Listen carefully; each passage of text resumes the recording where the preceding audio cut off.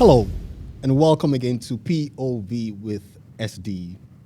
Here we discuss everything in the most intelligent and classy way.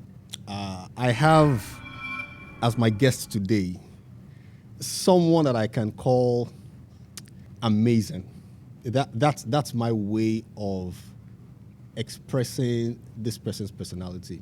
I met her some years ago. She was a lecturer and I was a student. And years have passed by and we have grown to just respect what each other does. I'm a huge fan of what she does. Used to be called the Merchant of Romance, metamorphosized into the Emotions Doctor.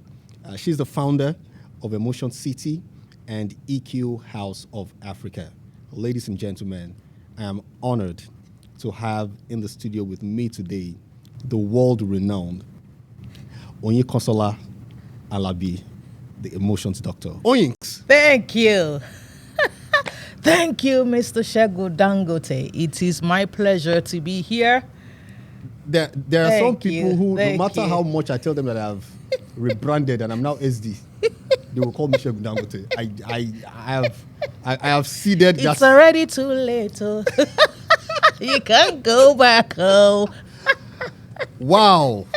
Oyinks, it is nice to see you. Thank you for coming. Thank you. Thank you for the pleasure of bringing me out of my comfort zone. Right. You know, like today when I woke up, every time I say that I'm going to do something for someone, the day I'm supposed to do it, there's usually the battle between my introverted nature and the extroverted nature. The extrovert is the one that makes promises. Now the introvert is Is one trying that struggles to keep the promise. introvert is saying, where was I when you were doing all of that? Did you remember that I exist? Now we have to battle to go out. Right. So right. it's my pleasure that I finally made it here. The last time we saw was in Nigeria. Oh, yeah. Now we're both My in ex. America. So would it be right to say that we both jap bad? Yeah, you know, for me, to be fair, I'm not sure if the word is japa. I think that I'm on vacation in another country for as long as I want it to be. You choose to put it that way. Seeing how you became an American citizen within 2 years.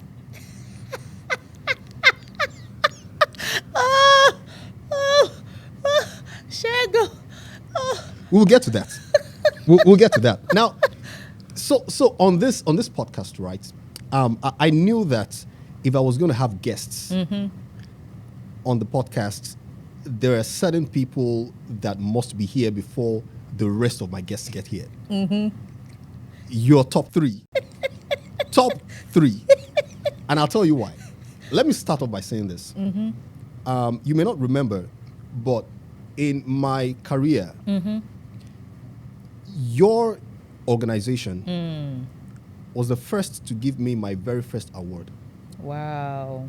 So you had this event coming up, and I think you had put me on the bill to come speak. And it was a period where I was in the US. Yeah, and I had I some remember. personal Yeah, issues. I remember. Some even health-wise that.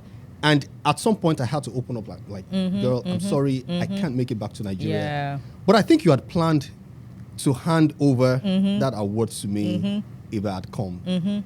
I couldn't make it, yet you released that award. You did not say, we cannot give you this. And it just occurred to me that was the first that I had ever gotten before any other award would come in. And for that, I wanted to say thank you. I don't know what you saw in me. As at then, I don't think that I had built any profile or pedigree of being a public speaker or coming to speak at conferences. But somehow you were going to have your conference and you put me on the bill and you wanted me to come. And you gave me that award. And I know that I have not had that public platform to express my gratitude. This is it. Oyinkan, thank you. Thank you, I appreciate it. I remember the story. I know that you had shared something with me And I think what occurred to me at that time was you were in counseling because you had something else coming up, Yeah. or somebody had offered you more money, Yeah. or because I wasn't important to you. Yeah. It was the fact that we needed to put humanity first. Right. And whether you were there or not, your life was important. Right. You cannot be present at a conference if you are not well. So if we already planned to give you something, there was no way that I was going to say that, oh, yes, he has health issues, he cannot show up, we're not giving him again. Like, humanity comes first before anything else. So I try as much as possible to also practice what I preach to the extent that I'm capable of doing that. So thank you for reminding me. That's beautiful. That's beautiful. I am excited that you're here. Thank you for dressing up for me. Yeah.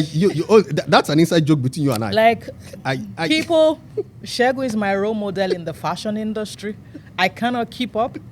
People like me, we dress up because we cannot do Adam and Eve on the streets. Like, it's just easier to just, explore your life. But people like Shegun, they like colors, coordination, pay attention to details, but I just had to wear something, And Shegun may not like it, but I like that you're here. He's not saying anything about it. I'm just really grateful that you're here. Thank you for coming. That you're here really brings me a lot of joy. Thank you. So, first time of seeing you was at Orange Academy. Yeah. With our guy, Kenny. Who would have thought that I would be sitting right across my once lecturer? Yeah, that was about 10 years ago or something. There's always been something about you that makes you do things that those in your age bracket don't. You were the youngest of all the people that Kenny brought to teach at Orange Academy. What do you think must have qualified you there? One thing that I know about myself is the ability to do anything that I want to do. So to be very honest, one of my major skills is execution, not just ideas. If I say I want to do something, 95% of the time I will do it. So when I showed up at Orange Academy, it was through one of my siblings. It was Laiwala that told me about that. And then I came and I just liked the environment, the creativity, and I wanted to offer more, and I just volunteered, and somewhere along the line, Kenny could see my passion. So for me I like money, I can work for money, but I also enjoy what I do. Like, I like my life. There's hardly anything that I do that I do not like.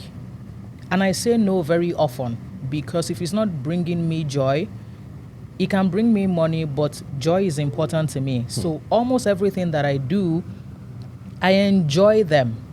So I think my energy comes from the execution, the fact that it is all or nothing. So if I tell you that I'm coming somewhere, I will come. If I'm not going to come, it would be life. And that's outside of my control. But if I give my word, people who know me, I will most likely honor it. And if I say, oh, I'm sorry, I cannot make it, people trust that something else came up that I could not cancel, and I had to be there. So that has always been the driving force for me, whether at a worship center or at work, even at military. I'm sure we're going to get there pretty soon, So it just drives me, and it gets me in trouble, and I don't mind the trouble also, because I'm prepared for it. Because when people see that you excel where they are scared, it brings envy, jealousy. Who does she think she is? And then they come up with several hypotheses. I'm genuinely not bothered. Like, I have a good relationship with hatred. Yeah, like, I like that. I have a very good relationship with hatred. I don't mind if you do not like me. It's totally fine. I don't mind if people choose not to be friends again. Like, I have a genuine relationship with hatred, because I try to look out for people to the extent that I can. But no matter what I do, I also make mistakes and errors that I, take responsibility for. If they ever tell me, I'll apologize and reconcile if we have to. But I'm used to the good and not too good, but that's really it. I just enjoy. It was the enjoyment that took me to Orange Academy and then got me there, got me to lecture. It was a volunteer position, and I also take pleasure in volunteering for things that I believe in. Maybe that's another thing. That's how I got into the military, actually. I take pleasure in volunteering. If I want to do something, if I like it, I will do it. Because I know that if I do it exceptionally well, I will most likely be paid and I will be indispensable after a while. So it just worked for me, and I like the quality of my life. Fantastic. And we did love your sessions then. I always looked forward to your sessions. Some of the things people don't know about you are very funny. Yeah. Like, your sense of humor is out of this world. and that used to endear me to you because, of course, I'm in that field. And so real recognizes real. And every time you came up, then I'm like, how does she come up with these things? My friends tell me that, like, I have a friend that I talk to almost every day, Diana, and then by the time we're done about an hour or two, she's like, damn, you are wild. I think humor is part of life. We take ourselves too seriously. Right. Everybody is trying to sound deep. Everybody is trying to sound intelligent. Like, what are you scared of? Everybody is trying to sound, like they're wise. like why? What's the need for that?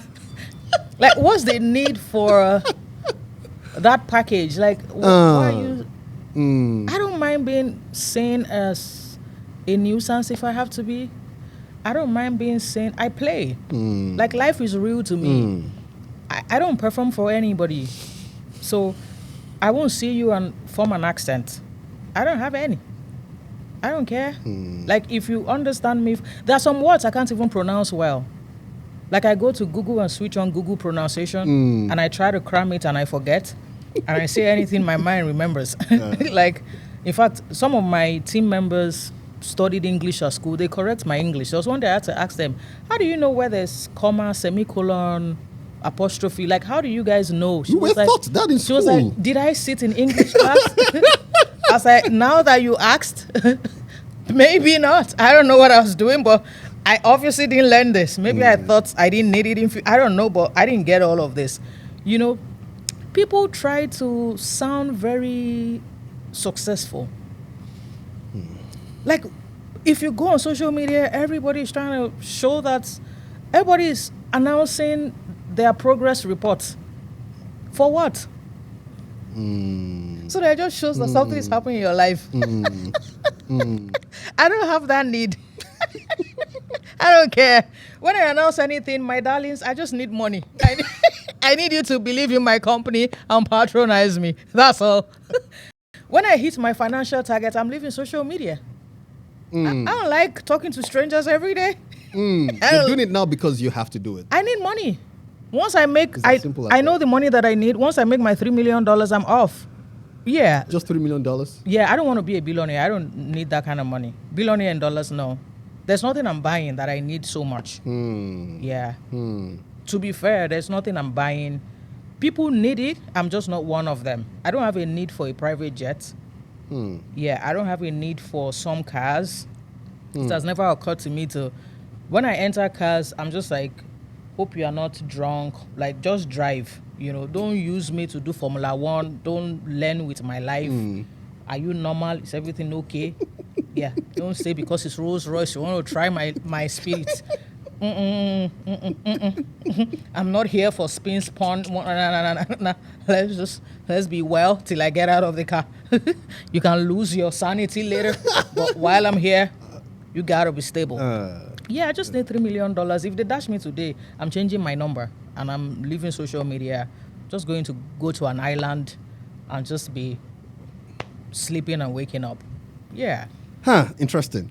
So you used to run this company. You were known as the Merchant of Romance.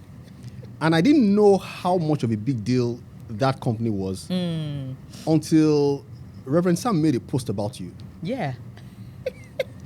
That got my attention. Like, Rev is the huge deal for me. Like, Rev is talking about it. It must be something.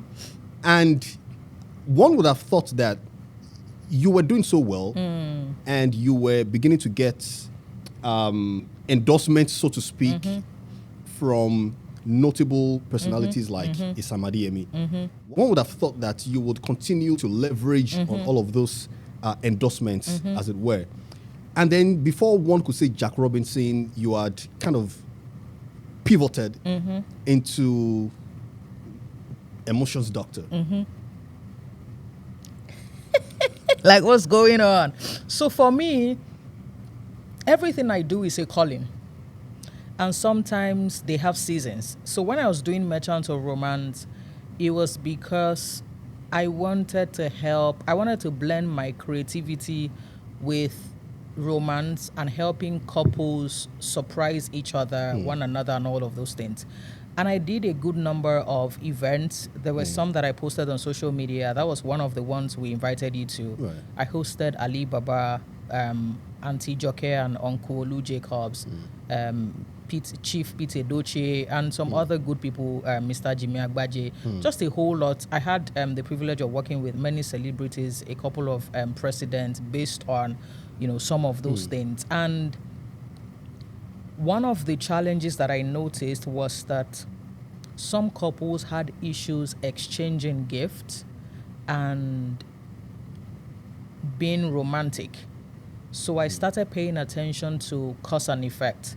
Like, the romance was the effect, that, okay, you want to be romantic, all of those things. But then anything that is stopping this expression was what I then started paying attention to. And then I noticed conflict resolution. That some of them had challenges with each other, but then the challenges were not because they hated each other. It was also because they had childhood trauma. Sometimes when you and someone are fighting, many times it is usually beyond both of you. It is from childhood. Like, the child in you wants to be seen, wants to be heard, wants to be understood, wants to be accepted, wants to belong. And when you're talking to someone and they don't listen to you, you start saying something like, oh, you're not listening to me. You can't hear me. I don't think you feel or see me. I don't feel emotionally safe with you.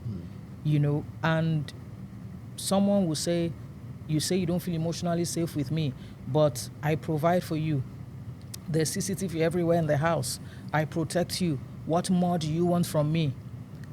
And she then feels stuck because she doesn't have any other vocabulary or words to express what exactly she's feeling. And then the gentleman cannot understand because culture also says to him that his role in life is to provide money. And they even sang for them that if you don't have money, hide your face. They have dedicated movies and songs to men and women just to condition and program them. So once you don't align with the conditioning and programming, you feel like you're failing. A man who is broke, like all of us we get broke. I used to be broke and broken. My own had layers. I was broken. I lived in Mushin till 2018. This is 2026. That's 8 years ago. Yeah, till 2018. But a man doesn't have money. He doesn't like himself. But the part they forget is when women are broke too, we don't like ourselves. So it is humanity to be broke and feel some sense of unhappiness. It is not masculinity. Women don't like themselves when they are broke too. But they have now put men in that box to the point where they are killing them. So if his wife earns more than him, society categorically has told him that she would not respect him, even though she has never disrespected him. He's already running on that program. So he begins to do everything to ensure that she doesn't out-earn him so that he remains the man. And then guess what? He's stopping their generational blessing.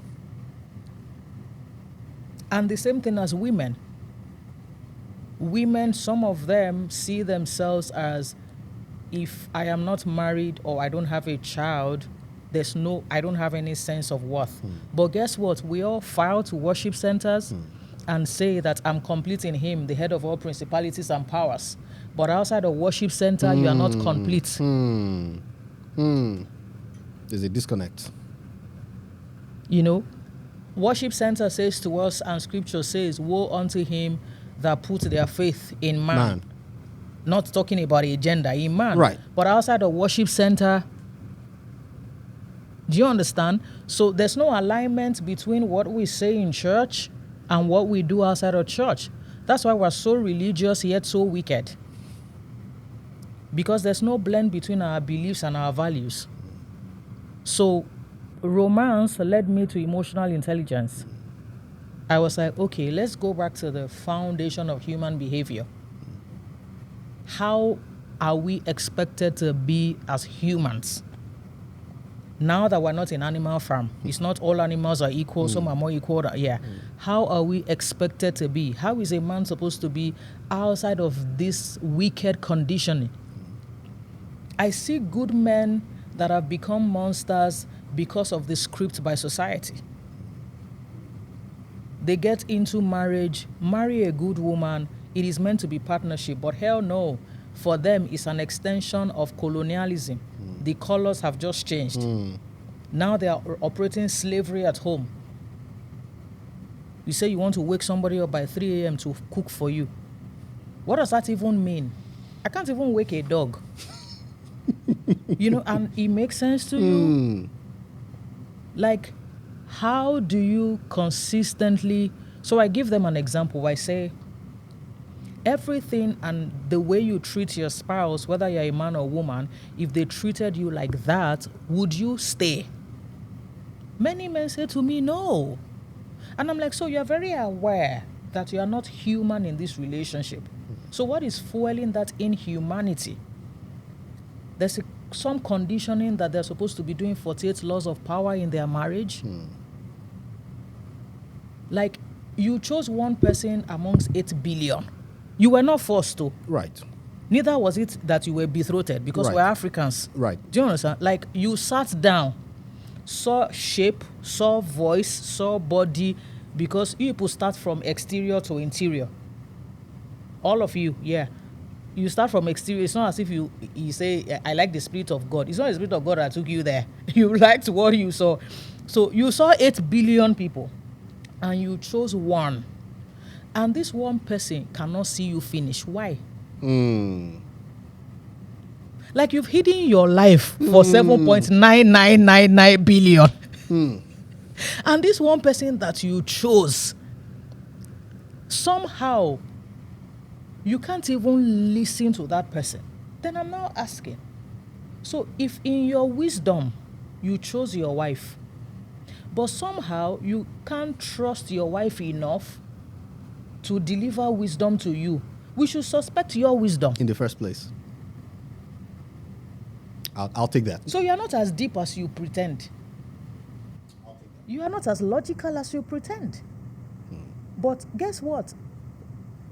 Conditioning, script, patriarchy, everything going on.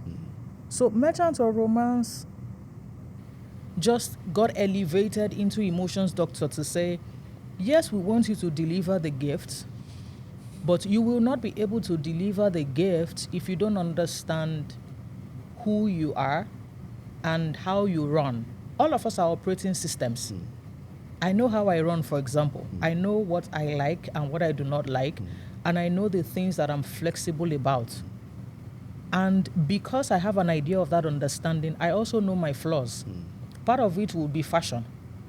I just show up and I dress up and I smell good. At no point will I look like a model on red carpet. I don't have any desire to do that.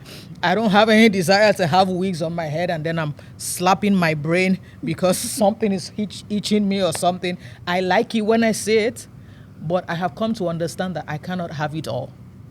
And it's not part of what I prioritize. I just ensure that my red on red, whatever looks good, I smell good, and I'm off. You know, and when I see other people that look like they came out of a magazine like you, I'm like, yeah, that's my future. When I grow up, that's my future. Right now, we coo- we cooling. We Okay. move. Okay. So that's what gave birth to Emotion City, and now we call you the Emotions Doctor. There are many parts to you, Inko. I'm not sure a lot of people know that you're an ordained pastor. Yeah, my enemies do. My enemies do. My enemies are aware that I'm an ordained pastor. Because they place a demand on the oil here and there. Yeah. When I'm doing pastoring, I don't do emotional intelligence. Yeah, because pastoring at that time, there's some level of war going on in the spirit realm. So at that point, I don't do fruit of the spirit. Yeah, we do gifts. We go in the war zone mode. If you try me, you perish.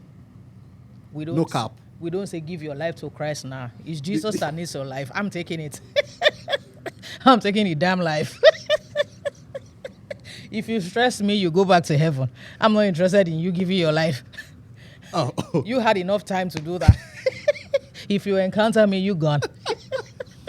Now, the reason I asked that is because I told you when you walked in before we got on air that your content on social media is one of my favorites to watch, and I tell you why. There's a certain amount of energy that you put out there that just screams, life is not hard.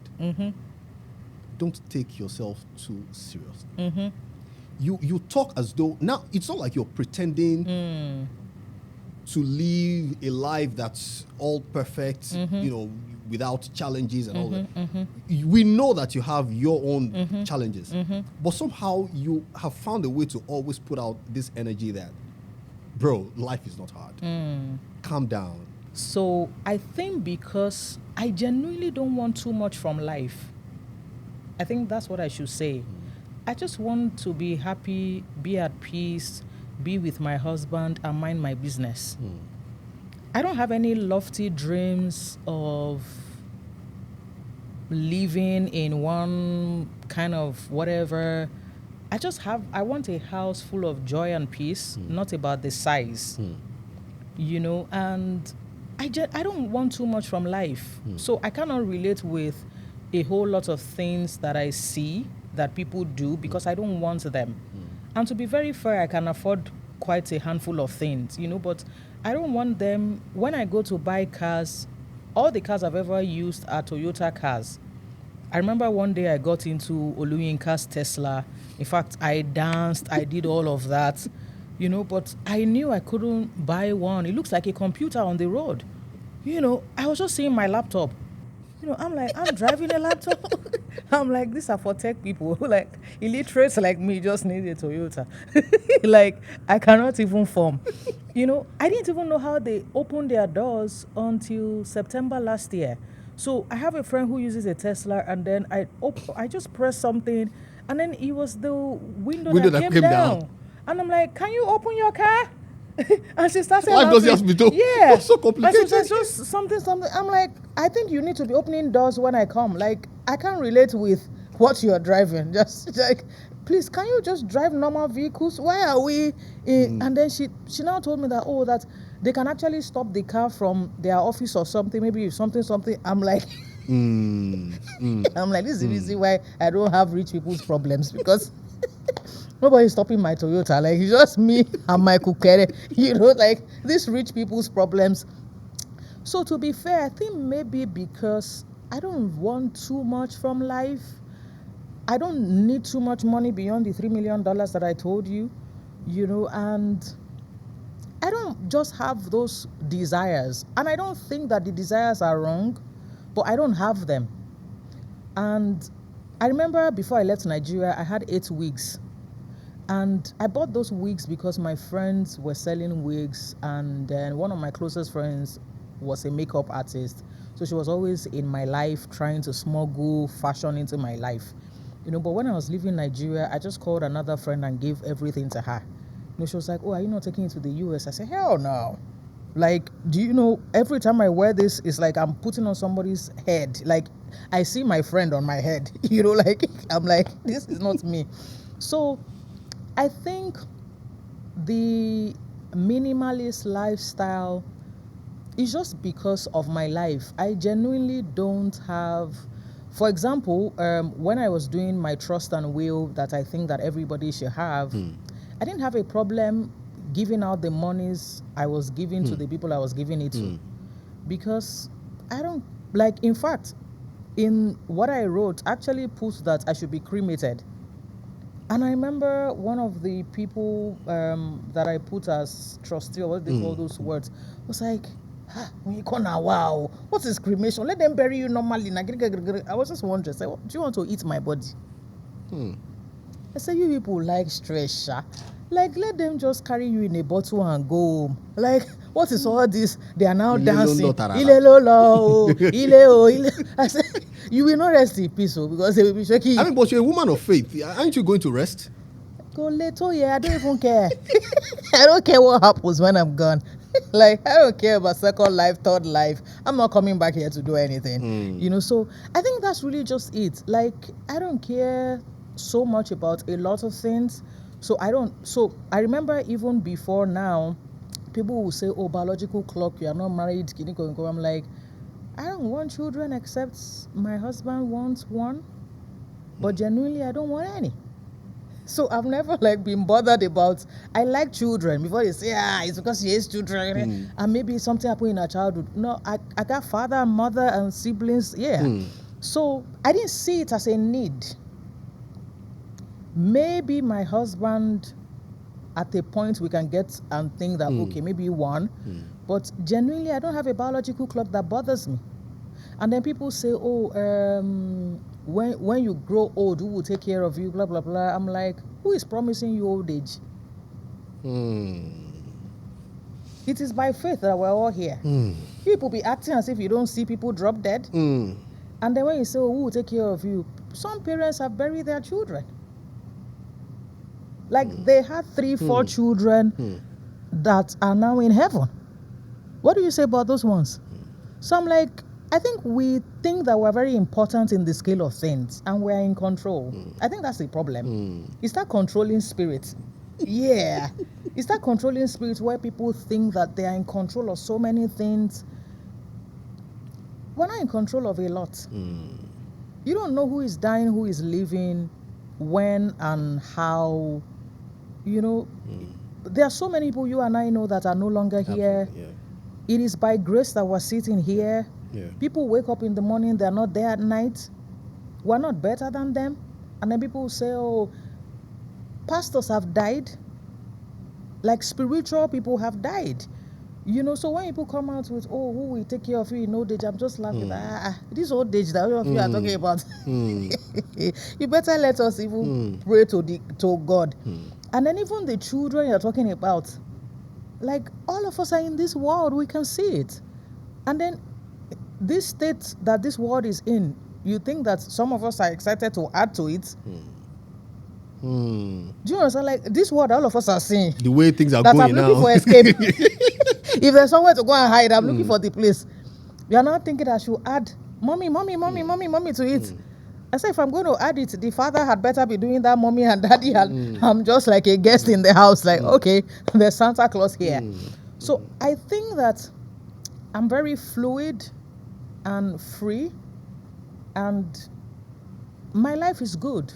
And I always say it, anytime I leave, I'm ready. To be very fair, there's nothing here. Like, Shegu, there's nothing here. You wake up every day, do the same thing every day. Like, every goddamn day. And we're paying bills every month. Like, do you understand? Like, every 30 days, so what is here that I should perish for? Or I should be ashamed about? Or I should think that I like the quality of my life, the quality of my joy and peace. I'm ready anytime God says I should come back. I didn't even know when I was coming, because if he had asked me, I'd not be here. You know, so I didn't know when I was coming, and I warned him that don't do that again. I'm not coming back here again. Like, hell no. There's nothing to do here. Second or third life, I don't care. If I come as water. Never as a human being. You guys are too much. I think it's quite profound that you touched on the fact that nobody knows, like nothing. Shegun, We don't even know. We don't even know. And you mentioned how even people that we see that seem to be more spiritual than we are have even left before us. And I've always wanted to discuss this with you, and it's about Pastor Bimbo Odukoya. I know you were very close to her. Yeah, I was one of the protocol assistants, yeah. Her death was one of the things that shook my faith. In fact, at some point, I started asking a lot of questions. Her death was one of the things that added to most of the questions that I had that up until now, sincerely, I'm yet to find answers to. We still live in a world where clergies still brag about how they were in an aircraft. Yeah. And there was turbulence and people were worried and they were telling those people, don't worry, do you know who is sitting in this aircraft with you? I find that to be quite insensitive, braggadocious, and totally unnecessary. I wasn't close to Pastor Bimbo Odukoya, but her death shook me in ways that I cannot even begin to imagine. Now I imagine how you and other people who were closer to her felt. For me, I knew it shook my faith. How would you describe her death and how it relates to you as a faith person? Did you feel as though you had questions that no one seemed to have answers to? Yeah, when Pastor Bimbo died, I was 20 going to 21. I'm 41 now. And I remember it was a Sunday, I think. I was in church. I'd just finished ministering. Yes, I think it was a Sunday. I just finished ministering, and then the call came, plane crash, all of those things. And we didn't know what had happened that she didn't survive. But I remember that we were praying and then later heard that she had relocated to heaven. And I couldn't attend the funeral initially. It was another pastor on campus that came and said, you should go there because people will be wondering, especially members of your church, all those things. And then it was at Tafawa Balewa Square. And I remember Bishop Oyedepo preached that day. His message was, where do we go from here forward? You know, and all. And yes, I was traumatized because I know that every time I flew after that, I had some level of fear, you know, and then the level of fear became compounded when my mother's only brother died through Dana crash. And it was 3 months to his 50th birthday, you know, so that added to it. And then I can't remember when Dr. Miles Monroe died, but it was also that kind of thing. Yeah. So every time I fly now, I must admit that I still have the fragrance of that trauma, especially during turbulence. You know, before I used to fly economy, so I think the turbulence was worse in economy. You know, it's still terrible in business class, but Tell me about it. yeah, at least you can stretch your leg while you're dying or something close, you know. But I genuinely do not have the answer. I don't know what God did or how he did it. I have just come to a point where, like Pastor Bimbo would say to me, so Pastor Bimbo had an irrevocable level of faith in me. I actually met her at a studio. So I'd written my first book when I was 17, The Teenage Christian. And Livia Jonuma, who also died in Dana crash, she was my uncle's friend. You know, Livia Jonuma and Fumi Yoda. You know, I should call her Auntie Fumi Yoda. Yeah, You know, I mean. social media. Auntie Fumi Yoda. You know, and they had invited me to an interview. It was New Dawn on 10 at that time. And Pastor Bimbo was exiting. I was coming in. So I think they had told her, there was no social media, nothing at that time, that there was a young girl who wrote a book, you know, and then she was like, oh, you are the young author. That's how she called me. And then she gave me her number and said, oh, I should reach out, all of those things. And I did reach out, you know, and then she told me where her church was, Ilupeju, all those things. And then I finally found out on MBI at that time when they used to air her. So Pastor Bimbo, every time she saw me, she would call me young author. You know, we had a couple of good times before the exit. I don't know how she left at 45, what God is doing or anything around it. I don't know. For my uncle, I also cannot see anything. And then for Dr. Miles, it shook my faith. I still have the trauma here and there. And I think he also reminded me that there's really nothing in life. You know, I cannot relate when people are tightening life to their chest. You know, there's nothing, oh, I must do this, I must do this. I'm not obsessed about anything. I like things. I have a drive for things. But obsession, there's nothing that I want so badly. There's nothing. Maybe if I genuinely did, I would have done so much more. There's nothing I want so badly. When I get a no, I am fine with the no. When I get a yes, I am fine with the yes. And I'm content. Contentment is also very crucial for me. I don't want what people have. I don't want it. I don't want... Somebody asked me one day that, have you ever wanted, like your friends are married? And I'm like, if it's easy to marry you, to be very fair. I have a passport. Even if it's to use me for passport, I would have married somebody. Do you understand? Or use me for money. Do you understand? Like, there are so many things people can use me for. Do you understand? I'm telling you. So if I genuinely just wanted to be used, do you understand? I would have been used. But the basics that I want is no longer basic. So I don't want the drama. So usually people will see someone like me and say, oh, you know, anybody who's going to marry must be successful. They will be speaking English. You know, and I'm just wondering that, is it you they are marrying on me? Because you have not asked me what I want to. But they have this frame, you know, oh, he must be doing this, he must be doing that. Those things are not bad. The key thing for me, for example, is friendship, intellectual compatibility. Absolutely. Because I don't want to be talking and then it looks like we're having a session. You know, sir? You know, like, I'm like,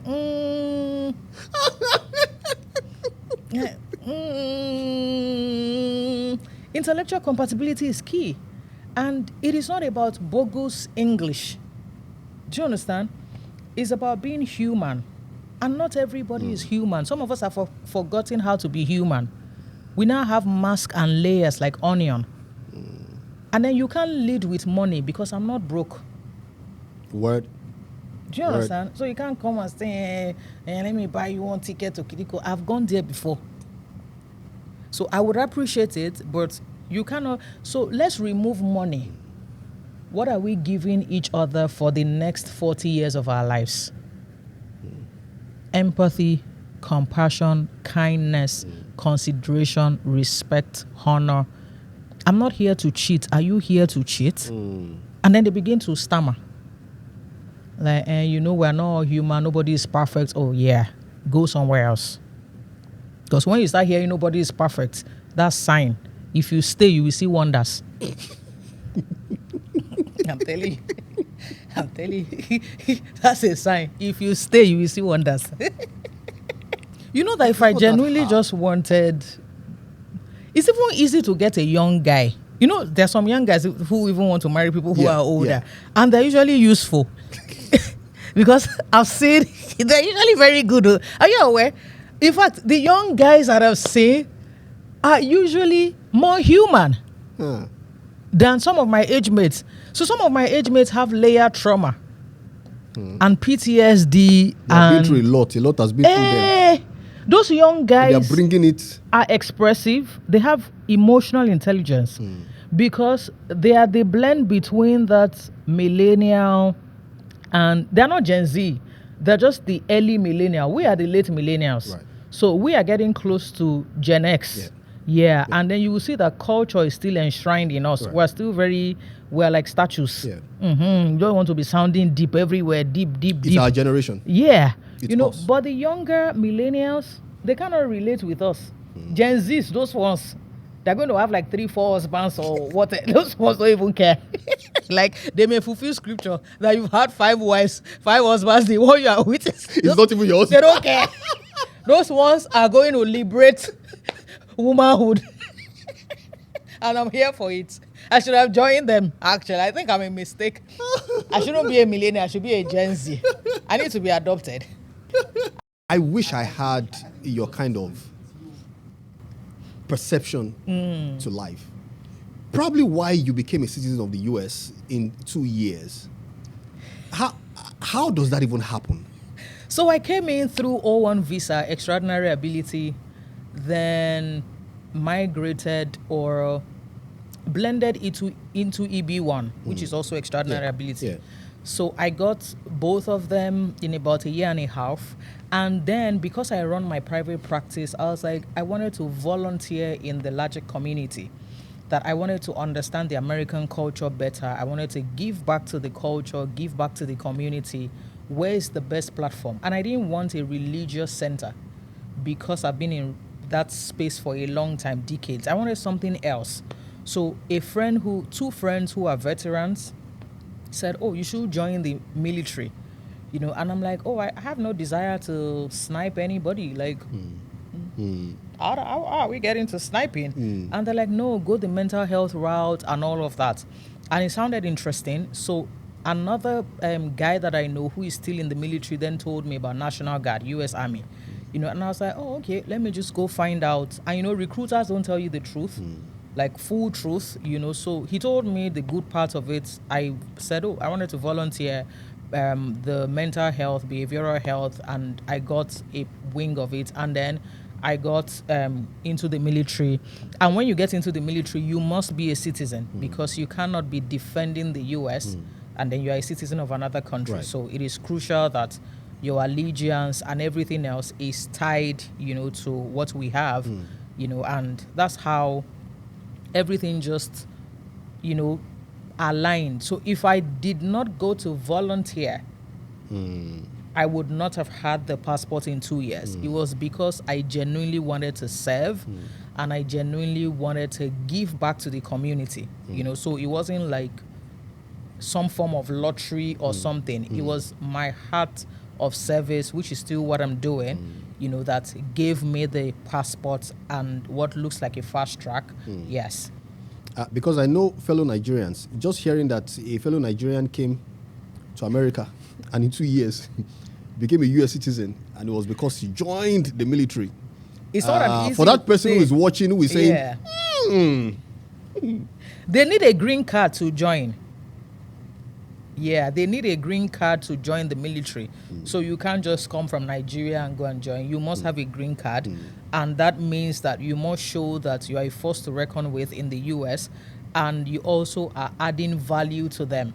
And then, of course, you are abiding by their laws. Right. Yeah, like you are a responsible professional. Yeah, and then I had that track record anyway. So it wasn't that it was a fast track or something. No. It was the record of I want to serve. How else can I serve? Right. I'm already serving in church. I still do the service here. Right. So the money in, because I'm in National Guard, and that means that it's a part of my work. So the military is not all I do. Yeah, National Guard means I go to work a weekend a month. Okay. So my military work is 1 weekend a month. Yeah. So I am more civilian than I am military. But then if they need me to do anything military-wise, my contract says that I should show up. So that's how it works. But it was volunteer and my desire and passion to serve that made me join them. Great. So let's talk about this fashion thing. First of all, I'm grateful that you acknowledge that you were coming on Shegu's podcast and you put on something that you thought was special. I appreciate that. Now you know. Tell me, I don't want you to tell me what your fashion preference is. I want you to tell me what you would not be caught wearing, even in the grave. I won't be caught wearing what I'm not comfortable in. My style is just comfort, to be fair. I don't mind buying expensive things here and there, but as long as I'm comfortable in them. So, for example, if I wear heels, it has to be comfortable. Not because it has red soles. So I'm not going to make you feel like, oh, because of $2,000, I want to break my ankle. No, it ain't worth it. You want to wear the blood of Jesus. Yeah, like, and nah, if you think that you will respect me more because I have red soles, don't talk to me at all. You know, so I dress according to what I feel comfortable in. If there's no comfort there, you won't find me there. Right. So from my makeup to my hair to my jewelry, and because I speak a lot, the only thing I usually wear is my wristwatch. That's if I remember. And somebody bought it for me, actually, so it's not as if maybe I even have them. You know, most times they gift me. You know, I don't go all out to shop like that. So I was gifted, you know, but because I use my hands, I want to use my hands. And then there was a time I was deceiving myself with fixing nails, but it started hurting me, and I'm just like, this cannot be the will of God. Like, life should be easier than all of this. You know, and then there were so many things I couldn't do because I had those nails, even though they were short. You know, like just doing things generally. You know, I liked how they felt, but they weren't too useful. Yeah, you know, when it got to efficiency and all of those things, and then I started learning how to play the violin, so I couldn't string properly. Yeah, I couldn't string properly, and I genuinely have no need. And then I'm now in the military. Right. So the military has code of conduct for hair, for makeup, you know, for how you must look. Because you can't go to war, for example, and then your nails are the reason why they found us, you know, where we were hiding. Right. Yeah, before they take us out, you know, because there's a way you must show up when you're in the military, and then you can't be in the battle zone and it's your red lipstick that they are using to identify us, and then they take us out because you put on one red shining light. because we're bothered about the optics. Yeah, you know, so we don't do optics in the military. We do performance, and, you know, we do the tacticals and everything we're supposed to do. So I think my life aligns with everywhere that I go. Yeah, so if I was really fashion oriented, maybe I would not be able to function in some spaces. Yeah, because with my nails, and then you want to now align your weapon and, you know. Yeah. I'd like to end with this. How much of emotional intelligence do you think is needed in world leadership now? Things are crazy now. I can't say so much, but you get where I'm going with this. Do you think that we would have a better world if world leaders are more emotionally intelligent? So I think that we have forgotten how to be human. So what we're doing now, maybe simulation or something, I don't even know, because when you put profit over people, this is the report card you would get. Healthcare profit. Education profit. Family life, like every industry is profit. So when you prioritize money over humans, you become endangered species. So that's where we all are, because even in marriages, we're prioritizing money. There are some countries in Africa and countries all over the world where we worship money. We don't care how they got it, but we just worship it. So when you put money ahead of everything else, this is where we're going to be. And it is lack of emotional intelligence that would make you put money ahead of humanity. That, just do anything for money. There are so many things I cannot do for money, because I don't even need that much to be happy in life. So there are so many things I cannot do for money. You know, and people say, it's because you have not seen money. I'm like, what are you really buying? And then the thing you are buying, do you really need it? Or you just want to show that you have arrived, you are successful? Because I don't have that need. Whether I look successful to you or not, it doesn't bother me. You know, for example, on social media, when you say you don't want children, some people will be upset. And I keep wondering why. You have children. I'm not taking your children from you. We are not related. It's my own that I say I don't want. And then you are here convulsing over a life you know nothing about. And they will say, oh, and you will die with cats, you will die with dog, you will... My love, we're all going to die alone. When they say you will die alone, I keep wondering, when you people bury people, how many people go with them when you're not a king? I'm like, you will die alone. We have been dying alone since. All your people, all the people that you've ever known that died, did you volunteer to go with them? Do you understand? So the school will be a better place when emotional intelligence is there. When we see children as humans and respect children. For example, we say Nigeria is we have a respectful culture. I don't believe and agree with that. We're not respectful in Nigeria. We perform respect. So a culture that is respectful is a culture that respects adults and children. But in Nigeria, we hardly respect children. That's not a respectful culture. That's an oppressive culture. A culture that only sees adults as humans and children as ping pongs in the air. Let me give you an example. Children that have been disrespected and have now become adults who are fighting for respect. And everywhere you go, you will see all a man wants is respect. All a man wants is respect. All a man wants is respect. Then you will now hear women don't really love men. You will now be wondering that you have to pick one. All a man wants is respect. Later, women don't really love men. Do you people want love? Which one do you want to go with? Because they have told us that all you want is respect. The men will come. They can't love us without money. Because you people said all you want is respect. Because guess what? Your emotional container is empty. You were not respected by your parents, by your aunties, by your uncles, by your teachers. They spoke to you anyhow, treated you anyhow. You were raised with disdain. And then now that you are an adult, you now want to manifest and claim your territory. Guess what? You are now bullying everybody else, including your partner. Because you are hungry for respect. And your soul is empty. You were not raised with dignity.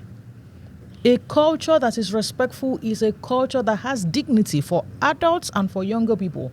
How many parents can apologize to their children? Genuinely. And then you say we're a respectful culture. We're performing respect. So until we restore education, restore family life, restore worship centers came up with the slogan, touch not the anointed and do my prophet no harm. The anointed should also not touch the children of God. If the anointed touches the children of God, the anointed will be touched. And nothing will happen. No, he's going to jail. Touch not my anointed. Anointed also keep your hands to yourself. And I'm speaking as a pastor. If you need my number, DM me. Touch not my anointed. Keep your anointing. Spiritual abuse. We're now raping people with another level of grace. Okay. We're now doing what we want to do. No. We are going to use that altar to preach the word of God. People cannot come to church and you ruin them because you chose to be the senior pastor. No. That is not what ministry is about. Ministry is not about siren. It's not about bodyguard. It is about service. If you cannot serve, leave the platform. Because there are so many people that I've had sessions with. The anointed was touching them. The anointed should keep their hands to themselves, both male and female, and we're not scared of you. So until we restore normalcy, so many people have been... Get 10 women here and ask them how many of them were sexually assaulted. Almost 8 or 9. Men are assaulted too, by women and by men. Right. By humans, by anointed, by teachers, by uncles, by aunties. If you have a challenge with your sexual organ, is fine. Reach out for help. But you are not going to destroy somebody else's life and say, oh, I apologized. There are some things I am sorry cannot resolve. No. You cannot poison someone and the person died and then you say, I'm sorry. Okay, now that you are sorry, we have accepted, raise them back. So leadership, the world is even far. Start the leadership from your house. Start it from your school. Do you treat your spouse and children as humans? Do you speak to them respectfully? Would you respect them the same way Or you at the respect sound of someone your horn, ahead of you? everybody runs away? In fact, some anointed are cheating. And then they come on stage to preach about the fear of God. Anointed, just practice it. They are cheating with a level of grace and accent. And then with bodyguards and suits and designers committing adultery. And then the leaders of the church doing the same thing. All of us have to either choose to serve God or we're not serving God, because nobody forced us to give our lives. That's the funniest thing. Like, you can malfunction in peace. Ooh.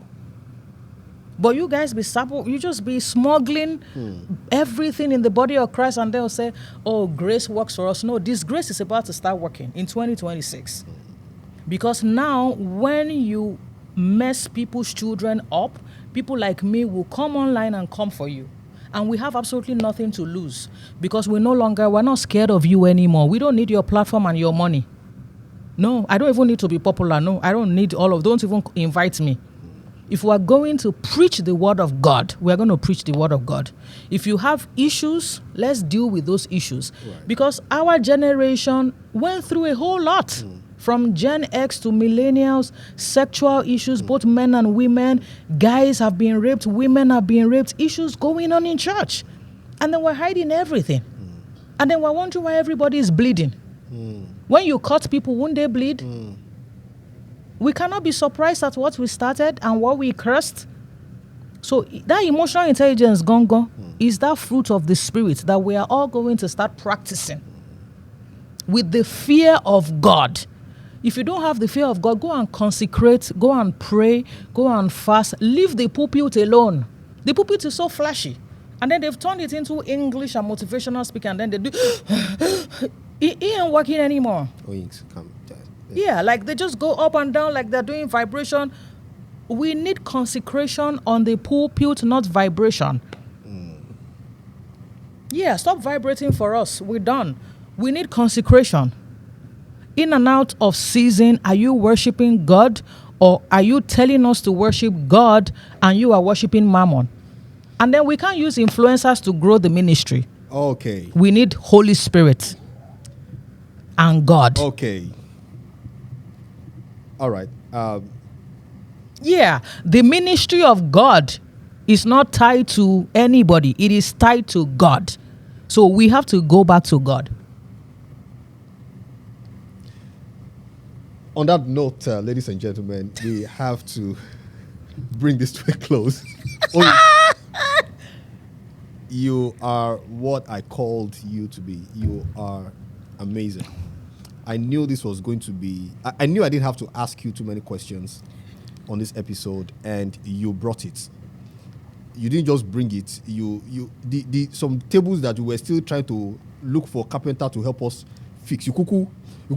I have no fear. You broke it. That's why I joined the army. So that I can take people out if you try me. Do you understand? I have emotional intelligence, spiritual intelligence, and military intelligence.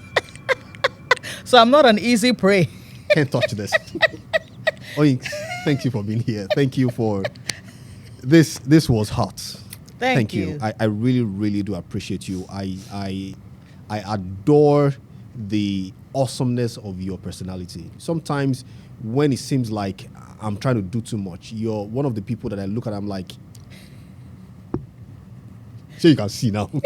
and then I calm down. And I tell you that sometimes on social media, I want to type something, and I remember people like Oyinkan would look. I don't want Oyinkan telling me you need a session. come for a session.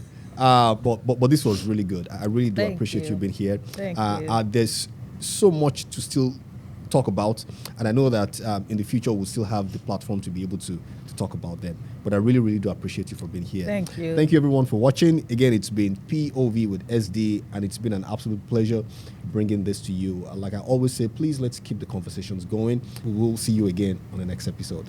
Bye-bye.